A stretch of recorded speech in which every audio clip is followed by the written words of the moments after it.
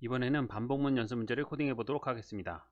여기에 있는 이 기능을 이제 만들어내야 돼요. 그러면 제일 처음 해야 될 게 뭐냐면 그냥 처음부터 키보드 두드리면서 코딩을 시작하는 게 아니에요. 이제 프로그램 개발을 절차라는 게 있어요. 그래서 절차가 있는 이유는 빨리 짜려고 하는 게 아니라 최대한 정확하게 완벽하게 결과물을 만들어내려고 하는 거예요. 그래서 프로그램을 짤 때도 이제 절차라는 게 있어요. 그래서 맨 처음 해야 될 거는 요구사항 확인.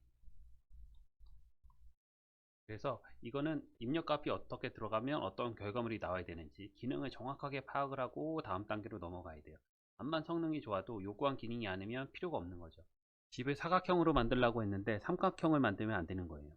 그리고 두 번째 해야 될 일이 이제 설계라는 걸 해야 돼요. 이 설계라는 건 이제 집을 지을 때 설계도를 그리는 과정이 있죠. 그거랑 똑같아요. 1번에서 파악한 기능을 어떻게 만들면 잘 만들 수 있을까? 설계도를 이제 만드는 거예요.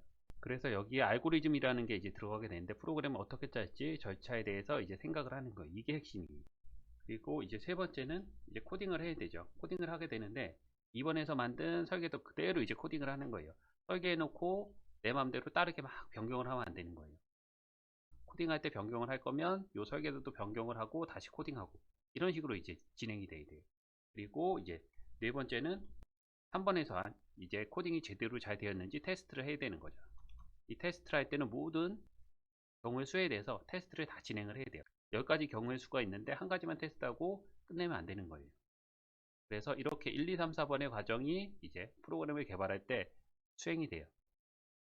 처음에 할 때 잘 모른다고 이런 거를 이제 등한시하고 코딩만 들어간다 그렇게 하면 안 돼요. 잘 안 될수록 하나하나 확실하게 파악을 하고 내가 이런 거를 연습을 하고 넘어가야 돼요. 첫 번째 문제의 요구사항을 한번 파악을 해 볼게요. 우선 자연수 한 개를 입력을 받아서 정수 하나를 이제 입력을 받는 거죠. 첫 번째. 그래서 입력값은 정수 하나가 되는 거예요. 그리고 그거를 차례로 10개를 이제 출력을 하는 거예요. 어떻게 10개를 출력을 하느냐? 배수 10개 출력하는 거. 요게 이제 결과물이 되는 거죠.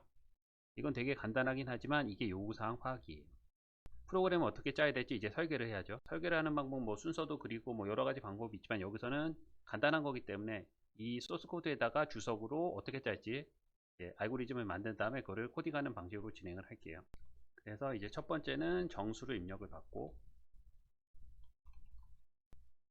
정수를 입력을 받는 건 input 함수를 이용할 거고 이 input 함수 그대로 사용하면 데이터 타입이 문자열이기 때문에 산술연산 곱하기 2 하는 게 안 돼요. 그래서 이거를 int 함수를 이용해서 이제 정수로 변환을 해줘야 돼요. 그리고 두 번째는 이제 반복문을 만들어야 돼요. 왜냐하면 10개를 출력을 해야 되기 때문에 연관이 있는 10개죠. 배수 10개. 그래서 반복문으로 10번 돌아가는 반복문을 만들어야 되고 그리고 이 반복문 안에서 배수를 이제 만들어야 돼요. 그리고 이 배수를 이제 출력을 해야 되고 그러면 이게 끝이에요. 그래서 이렇게 알고리즘을 만들었으면 이거를 그대로 이제 코딩을 하는 거예요.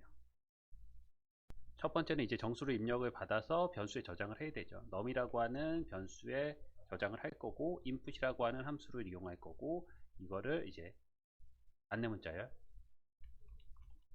이렇게 놓고 여기에서 전달되는 값은 뭐 10을 하고 엔터를 치면 10이 num에 저장이 되긴 하지만 문자열 10이 되는 거죠. 그래서 int라고 하는 함수로 감싸주면 숫자 10이 돼요.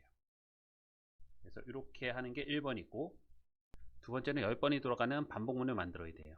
10번이 돌아가는 반복문을 만들 경우 몇 번 돌아가는 반복문 아니면 어디서부터 어디까지 출력하는 반복문 이런 것들은 포하고 레인지 함수를 쓰는 거를 사용을 하는 게 그나마 나아요. 왜냐하면 거기에 스타트, 스텝, 뭐 스탑 이런 값들이 들어가 있기 때문에 그런 값들을 코드에서 누락시킬 가능성이 그나마 적어요. while문보다는. 그래서 포문을 이용해서 i라는 변수에 이제 변경되는 값들이 저장이 될 거고 in range 1부터 11까지 1, 2, 3, 4, 5, 6, 7, 8, 9, 10까지 이제 출력이 되게 만들 건데 요 스탑의 값은 이제 포함이 되지 않는다 그랬죠. 그래서 어디까지 출력되는가 플러스 1까지 그걸 해줘야 돼요. 그리고 하나씩 증가시킬 거니까 그리고 콜론 그리고 진짜 i의 값에 1부터 10까지 들어가는지 확인을 해야 돼요. 10번 출력이 되는지 그래서 뭐 10 이렇게 놓으면 1, 2, 3, 4, 5, 6, 7, 8, 9, 10 이 반복문이 10번이 이제 돌아가는 게 확인이 됐죠. 내가 처음에 키보드로부터 입력한 값은 여기 num이라고 하는 변수에 저장이 됐죠. 그래서 만약에 5가 입력이 되면 5 곱하기 1, 5 곱하기 5 곱하기 3, 5 곱하기 4 이렇게 해갖고 5부터 50까지 이제 출력이 돼야 되죠. 그러면 num하고 i의 값하고 곱해서 그거를 이제 출력을 해주면 되는 거예요. 변수 여기에다가 곱한 값을 이제 넣어줄 거고 num하고 i의 값을 이제 곱한 값 그리고 이거를 이제 출력을 해주는 거죠. 출력을 해주는 건 4번.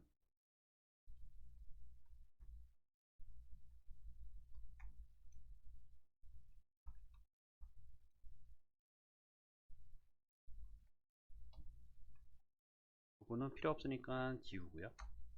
입력하면 정수 5를 입력하면 5부터 50. 만약에 정수 2를 입력하면 2부터 20.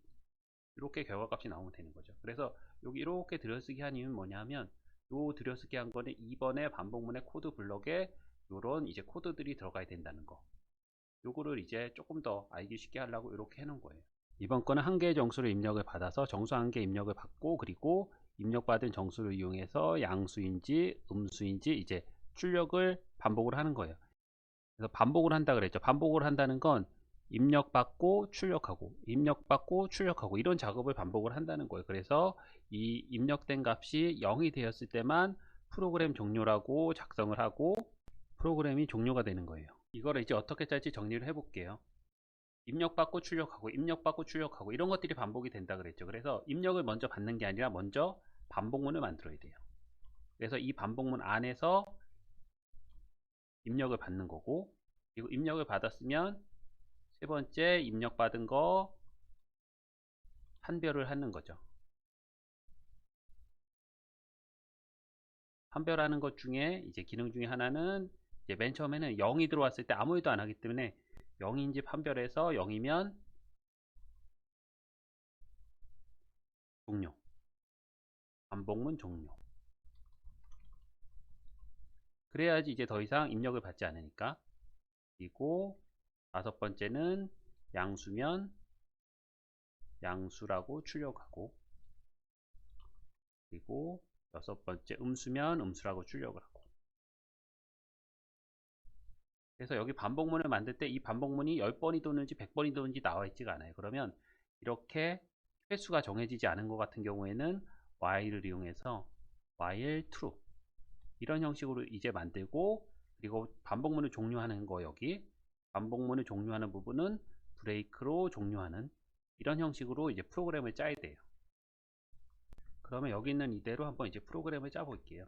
while true 대문자 t예요. 그리고 콜론 이게 형식이죠. 그리고 코드 블록 안에서 입력을 받겠다고 이렇게 요만큼 들여쓰기로 이제 표현을 한 거예요. 그러면 여기에서 입력받는 수는 num이라고 하고 여기에 이제 input을 이용해서 입력을 받는 거죠.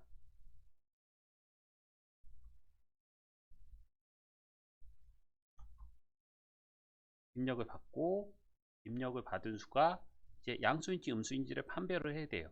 근데 인풋에서 그냥 이렇게 num으로 데이터를 전달을 해버리면 num에 들어가 있는 거는 문자리이기 때문에 0하고 비교해서 이제 양수인지 음수인지 판별을 못해요. 그래서 int라고 하는 함수를 써서 정수형으로 바꿔주고요.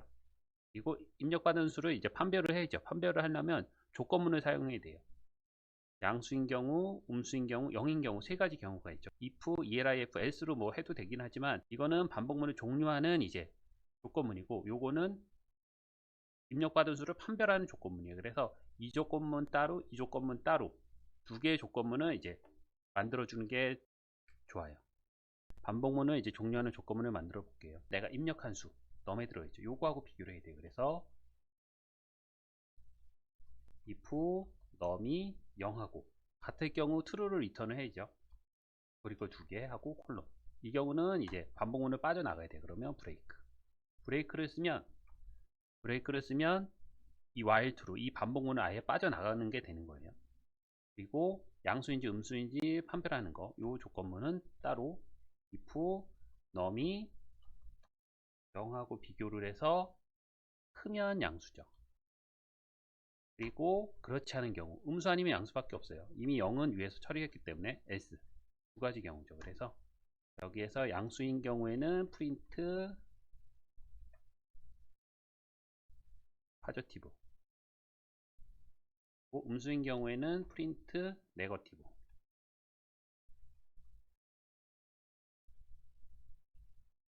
여기에서 보면 이 반복문의 코드 블럭은 이렇게 한 칸 들여쓰기가 되어 있어요. 탭만큼. 여기는 탭 한 번, 탭 두 번이 들여쓰기가 되어 있죠. 잘못된 거예요. 이렇게 한 번 앞으로 당겨 줘야 돼요. 입력해서 숫자 0 하면 그냥 이렇게 종료가 돼 버리죠. 여기가 이렇게 빨간색이 아니에요. 그럼 종료가 된 거예요. 그러면 다시 실행을 시켜서 여기 나와 있는 대로 10 불러요. 그러면 파저티브라고 나왔죠. 그리고 또 입력을 하라고 이렇게 나와 있어요. 이런 식으로 돼야 된다는 거예요.